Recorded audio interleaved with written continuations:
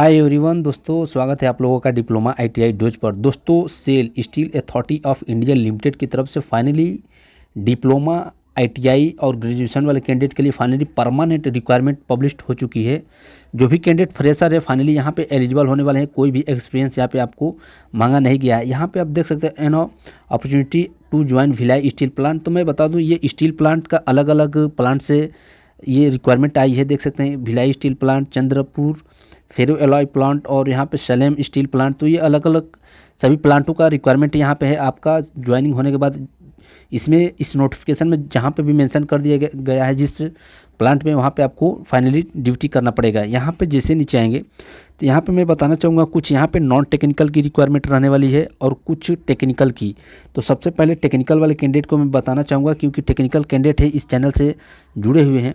यहाँ पे आप देख सकते हैं टोटल ये हायर क्वालिफिकेशन मैनेजर वगैरह पोस्ट के लिए यहाँ पे मांगा गया है। लेकिन जैसे नीचे आएंगे तो जो भी कैंडिडेट डिप्लोमा से बिलोंग करते हैं, आईटीआई वाले कैंडिडेट हैं, तो यहाँ पे सीरियल नंबर 7 से यहाँ पे देख सकते हैं सीरियल नंबर 7 से डिप्लोमा का पोस्ट और नंबर वैकेंसी स्टार्ट हो चुकी है। सबसे पहले पोस्ट नेम की बात करेंगे। माइन 4 में भी डिप्लोमा एलिजिबल है। Surveyor, operator cum technician, electrical supervisor में देख सकते हैं mining mate, blaster, operator cum technician, boiler operation, attendant cum technician, boiler operation. तो यहाँ पे टोटली आईटीआई और डिप्लोमा वाले एलिजिबल रहने वाले हैं। यहाँ पे आप देख सकते हैं category wise number of post को यहाँ पे रिप्रेजेंट करा दिया गया। एक बार अपने से चेकआउट जरूर कर लीजिएगा। जो भी इंपॉर्टेंट टर्म एंड कंडीशन है सबसे पहले मैं आपको वो बताने की कोशिश करूँगा। यहाँ पे जैसे नीचे आएंगे तो यहाँ पे डिप्लोमा, ये भी टोटली डिप्लोमा वाले कैंडिडेट के लिए नंबर ऑफ वैकेंसी रहने वाली है। मेट्रोलॉजी सबसे पहले, मैकेनिकल, इलेक्ट्रिकल, इंस्ट्रूमेंटेशन और केमिकल, टोटली डिप्लोमा यहाँ पे एलिजिबल होने वाले हैं।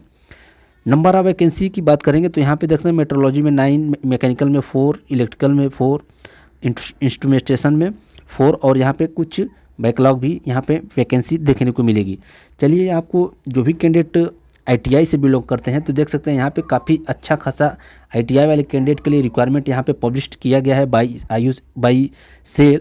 तो यहाँ पे आप देख सकते हैं जो भी कैंडिडेट आईटीआई में electrician, fitter, instrument mechanic, electronics mechanic, heavy vehicle driver के लिए क्वालिफिकेशन लिए हैं इस रिलेवेंट फील्ड में, तो फाइनली अप्लाई कर सकते हैं। चलिए, आपको क्वालिफिकेशन की तरफ लेकर चलना चाहूँगा कि उसमें क्या क्या इंपॉर्टेंट चीज़ें मेंशन किया गया है। यहाँ पे आप देख सकते हैं माइन फोरमैन की बात करें तो अपर एज लिमिट उनका होना चाहिए 28 और मिनिमम 18 होना चाहिए। यहाँ पे मैट्रिकुलेशन होना चाहिए, 10th पास होना चाहिए विद 3 ईयर डिप्लोमा होना चाहिए इन माइनिंग। फाइनली माइनिंग में होना चाहिए आप लोगों का क्वालिफिकेशन। और जैसे नीचे आएंगे तो सबसे इंपॉर्टेंट रोल प्ले ये करता है कि यहाँ पे देख सकते हैं जितने भी कैंडिडेट माइंस फोरमैन में अप्लाई करना चाहेंगे 1 ईयर एक्सपीरियंस होना चाहिए इन रिलेवेंट फील्ड। अब यहाँ पे टोटली 1 ईयर का एक्सपीरियंस मांगा गया है। तो और सर्वेयर की बात किया जाए तो यहाँ पे भी डिप्लोमा वाले कैंडिडेट एलिजिबल हैं। यहाँ पे भी 1 ईयर का एक्सपीरियंस मांगा है रिलेवेंट फील्ड में और डिप्लोमा इन माइनिंग में होना चाहिए। जैसे नीचे आएंगे तो ऑपरेटर कम टेक्नीशियन की सबसे इंपॉर्टेंट यहाँ पे मैं बताना चाहूँगा। ऑपरेटर कम टेक्नीशियन में यहाँ पे आप देख सकते हैं मैट्रिकुलेशन होना चाहिए with 3 year full time diploma in electrical engineering from government recognised institute. और यहाँ पे भी सेकेंड कंडीशन ये दिया गया है having valid electrical supervisor certificate होना चाहिए आपके पास of competency to work in mining में। आपका फाइनली सर्टिफिकेट होना चाहिए सुपरवाइजर पोस्ट के लिए। ये था कुछ। और थर्ड नंबर यहाँ पे देख सकते हैं minimum 1 year post qualification experience होना चाहिए जो ऑपरेटर कम टेक्नीशियन सुपरवाइजर के लिए फॉर्म फिलअप करना चाहेंगे। जैसे नीचे आएंगे तो यहाँ पे आप देख सकते हैं माइनिंग मेट की बात किया जाए तो माइनिंग मेट में matriculation with valid mining met certificate, यहाँ पे भी माइनिंग में सर्टिफिकेट मांगा जा रहा है। जैसे नीचे आएंगे तो ब्लास्टर की बात करें तो ब्लास्टर पे यहाँ पे आप देख सकते हैं। चलिए, मैं अब थोड़ा ऑपरेटर कम टेक्नीशियन बॉयलर की बात करेंगे। ऑपरेटर कम टेक्नीशियन में जो भी कैंडिडेट 10th पास किए हैं और फाइनली 3 ईयर का डिप्लोमा लिए हैं तो इस फॉर्म को फिलअप कर सकते हैं इन mechanical, electrical, chemical and power plant production instrumentation engineering discipline from government, यानी किसी भी गवर्नमेंट या किसी इंस्टीट्यूट से आपके पास डिप्लोमा होना चाहिए। लेकिन सबसे यहाँ पे देख सकते हैं आप लोगों को ऑपरेटर कम टेक्नीशियन बॉयलर पे पोस्ट पे फॉर्म फिलअप करने के लिए यहाँ पे first class boiler attendant certificate of competency, यानी कि बॉयलर अटेंड सर्टिफिकेट आपके पास होना चाहिए फर्स्ट क्लास का, तभी इस फॉर्म को फिलअप करेंगे जो भी ऑपरेटर कम टेक्नीशियन बॉयलर पे फॉर्म फिलअप करना चाहेंगे। जैसे नहीं चाहेंगे तो आप अटेंडेंट कम टेक्नीशियन बॉयलर की बात किया जाए तो मैट्रिकुलेशन होना चाहिए, ITI रहना चाहिए आपके पास किसी भी इंस्टीट्यूट से, और सेकेंड क्लास का बॉयलर सर्टिफिकेट होना चाहिए, second class boiler attendant certificate होना चाहिए, तब आप जो है कि अटेंडेंट कम टेक्नीशियन के लिए फॉर्म फिलअप कर सकते हैं। यहाँ पे अब बात करेंगे सबसे इम्पोर्टेंट नेम आप पोस्ट की, ऑपरेटर कम टेक्नीशियन S3 का ग्रेड। यहाँ पे जितने भी आप लोगों को पे स्केल मिलने वाला है, यहाँ पे देख सकते हैं पे स्केल आप लोगों को बता दिया गया है। जो भी ऑपरेटर कम टेक्नीशियन के लिए फॉर्म फिलअप करेंगे उनको मैट्रिकुलेशन होना चाहिए, 3 ईयर का डिप्लोमा होना चाहिए in the relevant discipline, mechanical, metrology, chemical, electrical. अभी जो एबव आपको मैंने दिखाया है ऑपरेटर कम टेक्नीशियन के लिए, तो वहाँ पे रिलेवेंट फील्ड में आप लोगों का 3 ईयर का डिप्लोमा होना चाहिए। यहाँ पे टोटली फ्रेशर कैंडिडेट एलिजिबल हैं, तो कोई दिक्कत की बात नहीं होने वाली। यहाँ पे अटेंडेंट कम टेक्नीशियन ट्रेनिंग की बात करें तो मैट्रिकुलेशन होना चाहिए, 10th पास होना चाहिए, ITI होना चाहिए NCVT से in fitter, electrician, instrument mechanic, electronic mechanic, government recognised institute से।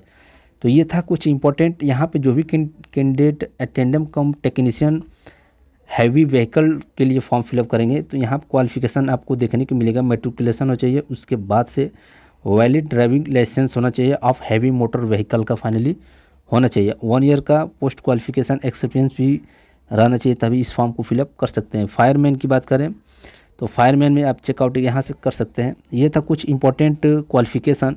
अब यहाँ पे मैं आपको कुछ बताना चाहूँगा, ये टोटली डिसेबल कैंडिडेट के लिए है, किस कैटेगरी से हैं आप एक बार चेकआउट कर लीजिएगा, जो भी दिव्यांगजन होते हैं। यहाँ पे फिटनेस की बारे में आप लोगों को बताया गया है कि किस पोस्ट पे आपका फिजिकल स्टैंडर्ड क्या होना चाहिए, तो एक बार चेकआउट कर लीजिएगा, क्योंकि फॉर्म फिलअप करते समय भी ये मांगेंगे सब डाटा वहाँ पे।